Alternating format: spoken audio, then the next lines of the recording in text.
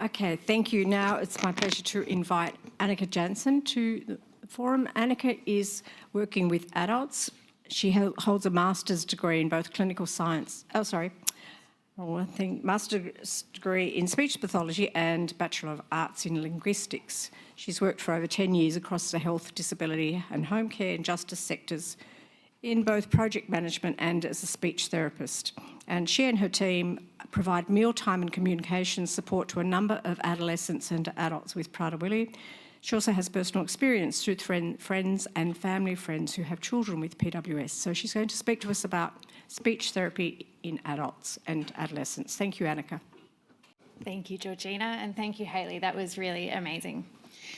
I would like to start by acknowledging the Gadigal people of the Eora Nation, whose lands on which we're meeting today, and pay my respects to elders past and present. I previously worked up here in Sydney and I'm now working in Melbourne with NDIS participants who have complex needs. I work with adolescents and adults, and I currently have about 5 clients who have PWS on my caseload. Today I'm going to talk through a range of communication and mealtime supports for adults living with PWS. From a speech pathology perspective, there's obviously so much to go through, and there are a few areas I couldn't focus on today, unfortunately. So today I've chosen to focus on communication during key transitions in adult life, communicative functions of behaviours of concern and the role of a speech pathologist, augmentative and alternative communication strategies that we often use for clients with PWS to support food security, encourage predictability and reduce anxiety. And we'll also touch on some mealtime support strategies to maximise enjoyment and minimise risk at mealtimes.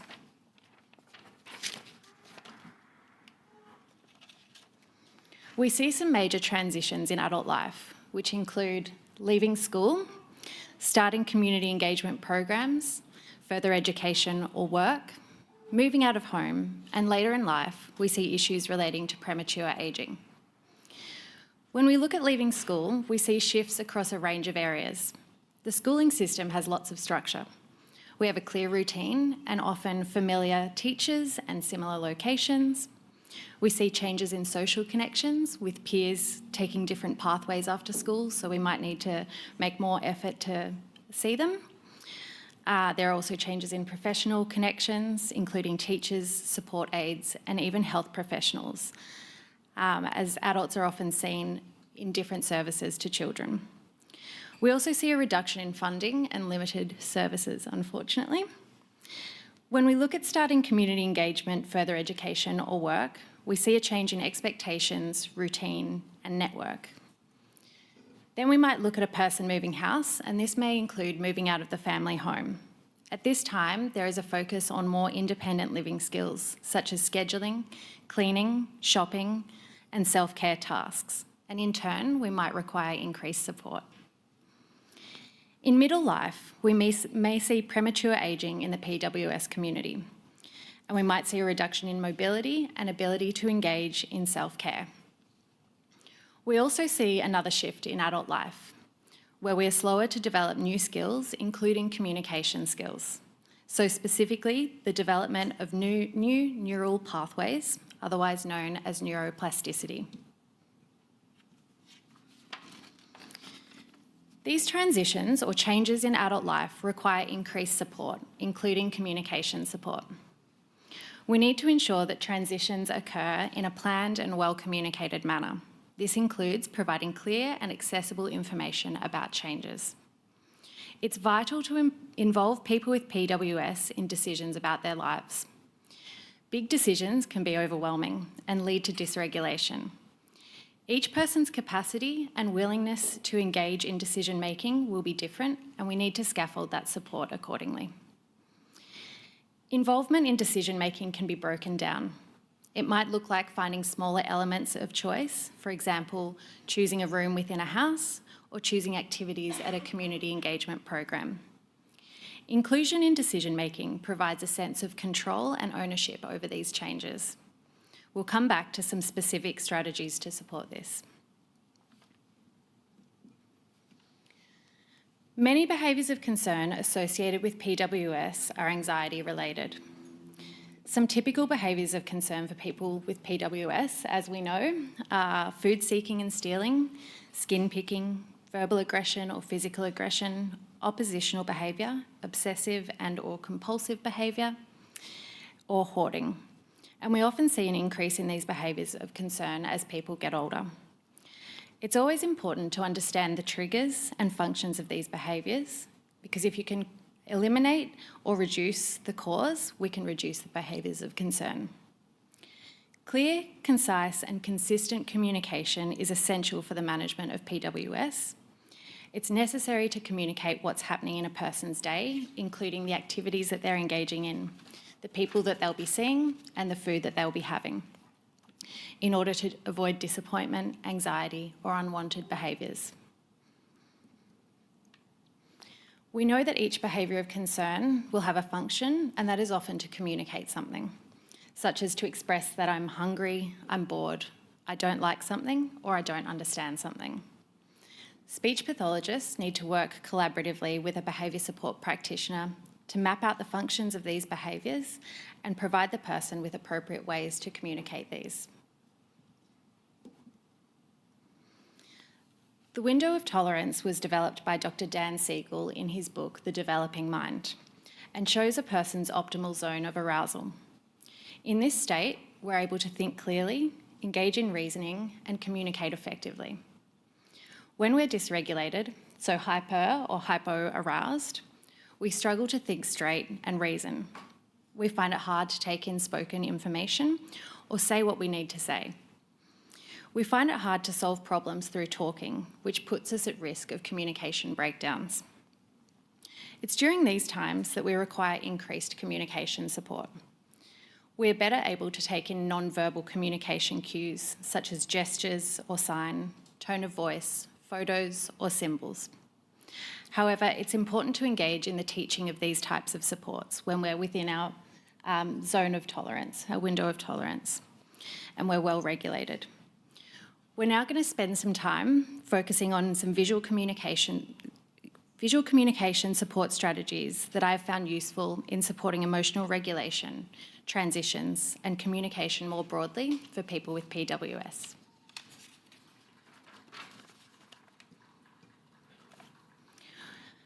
As Hayley discussed, augmentative and alternative communication, or AAC, is the use of communication supports other than verbal language. This might include hard copy visual supports, which we might call no or low-tech AAC, communication devices, so high-tech AAC, and that might be apps on a standard or communication-specific device, and can include apps like LAMP, Words for Life, SimPod, Proloquo2Go, and TouchChat. We might look at sign language, such as keyword sign or Auslan if the person's hearing impaired, and gestures or body movements. It's really important to know that people do not have to be non-verbal to benefit from AAC. Using AAC, such as the use of visual supports, provides a number of benefits. They can provide us with increased processing time.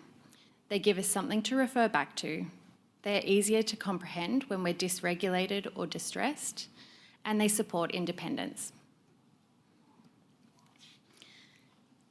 Decision-making can be supported by the use of verbal, visual, and written information. Two supports I might use to support decision-making are a choice board, which provides fixed choices, for example, 2 to 3 options. And this helps decision-making to be less overwhelming, so we're not looking at open-ended choice, but a fixed number. And this also supports a person to know what appropriate choices are. Another support I use is talking mats. This is a visual communication tool to help individuals express their thoughts and opinions more clearly. It uses a structured approach with symbols or photos arranged on a board or a mat. There are various categories or themes that represent different opinions or topics.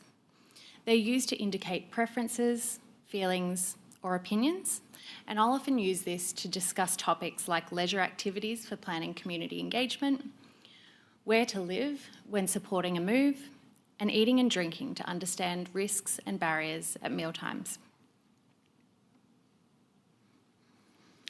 We now move on to communicating changes to routine, setting expectations, and working towards target behaviour.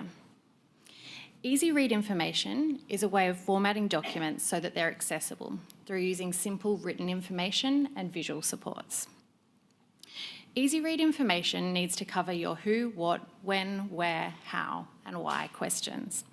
For example, when moving into a new house, we might talk about when the move's happening, why it's happening, who they will be moving in with, what the new house looks like, where the house is, how the move will happen, for example, if the person will get to pack some special belongings. Video modelling is another great strategy for conveying change or target behaviour. Video modelling is a way of teaching new behaviours or skills through video recordings that provide modelling and prompting of the target behaviour or skill. I often use an app called Pictello to support this process. An example of this might be developing a peer modelled video of a community engagement program that the person might go to. We might get a familiar person to go to the program and engage in the tasks that we're expecting the person to engage in. This will help the person process information at a distance and in small chunks before being expected to engage in it themselves. We know that when food security measures are implemented, weight and behaviour are managed successfully and simultaneously. We know that the principles of food security are no doubt when meals will occur and what food will be served, no hope of getting anything different from what is planned, and no disappointment related to false expectations. A visual menu plan is a representation of a person's meals or drinks that they'll be having in a day, and this will be based on the information provided by a dietitian or the other person structuring the person's meals. Communicating when food will be provided and what it will be helps alleviate any doubt and allows the person to engage in other non-food related activities. It's vital that the menu is followed consistently by all members of the team to ensure that meals are routine and predictable. It's also important to ensure that the person's routine in general is communicated effectively and is predictable for a person with PWS. Some ways we might do this, like Hayley said, are through a first then board where we've got 2 options and a now next later board where we have 3 options. And in particular, this helps a person to get through a non-preferred activity. A visual schedule is a larger representation of activities within a routine, and this can be developed in a range of formats, such as daily or weekly. For a person with PWS, it's important to map out when mealtimes will be. However, we often leave the specifics, such as what the person's eating or drinking, to the visual menu plan. This helps us to focus on the sequence of events and reduce the cognitive load. A Who's Here Today board is another way of communicating routine. This simply helps to provide a visual representation of who a person will see in the day, and it may relate to other staff, participants, or visitors. And our last set of visual supports that I'm going to talk through are visual problem-solving boards, and these often consist of 3 components, such as an emotions board that helps us to communicate how we're feeling, a something's wrong board that helps explain what the trigger is, and a request board that provides regulating activities or ways to problem solve. With emotional regulation strategies, a key component is to be empathetic and validate the person's emotions. As we know, it can be exceptionally distressing to feel hungry, and we need to be able to sit with this emotion and explain that we understand that the person is hungry. We need to support them to know when the next mealtime is and what they will be having, before then redirecting them to the task at hand or a regulating activity. We will only have time to touch briefly on mealtime supports for adults. We know that choking and aspiration can be a serious and common preventable cause of death in the disability care sector. We can see here that some of the risks associated with eating and drinking for people with PWS are food seeking and stealing, overfilling the mouth, eating at a fast pace, not chewing effectively, having low muscle tone or reduced coordination, or increased distractibility. A comprehensive mealtime assessment can be undertaken by a speech pathologist to assess the specific risks to the individual. We also want to be looking at areas in which we can improve the person's enjoyment and engagement with mealtimes. Some areas that we might make recommendations include the individual's environment, including minimising distractions, creating an inviting environment, having a locked kitchen, or setting up a predictable mealtime routine. We might look at visual supports, which I spoke about earlier. So that might be things like preparing the individual with a visual menu planner or first then board, and using visual prompts, which could be as simple as a picture indicating to slow down. And we might use video modelling to highlight the target behaviour. We'll also look at how we interact with the individual during mealtimes. So that's the social aspects of mealtimes, as we know that element of connection is important for everyone. This needs to be balanced, however, to ensure that the individual is not overwhelmed or distracted, as that can be a choking risk. Minimising or eliminating access to food might be another interaction guideline. We'll also look at the level of support provided around mealtime preparation and planning during the mealtime and during the cleanup. We'll make recommendations about how an individual is positioned during mealtimes, so ensuring that they are sitting upright and have good head and neck alignment to support safe swallowing and digestion. We might work with an occupational therapist to prescribe specialist equipment. There's so many great options out there these days, from pacing plates to built-up cutlery, to ensure that a person with PWS can enjoy their food and drink safely.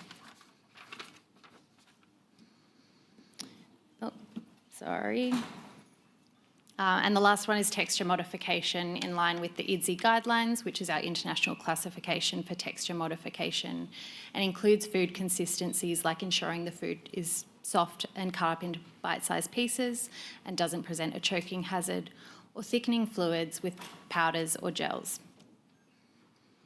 When working with complex clients, I often work within a tight multidisciplinary team, which might include an occupational therapist who is supporting functional tasks, meaningful engagement and prescribing equipment, a behaviour support practitioner who will focus on managing behaviours of concern, and a dietitian who will support nutritional intake. And this is obviously part of a much broader team as well. As we know, there is no one-size-fits-all approach to working with people with PWS. I hope that these tools and strategies can build a framework on which to build a safe and stable adult life for people with PWS. Do we have time for questions? We have just one. One question? Otherwise, you can feel free to reach out to me at a later time as well. Yeah, I'll be around all day. Thank you.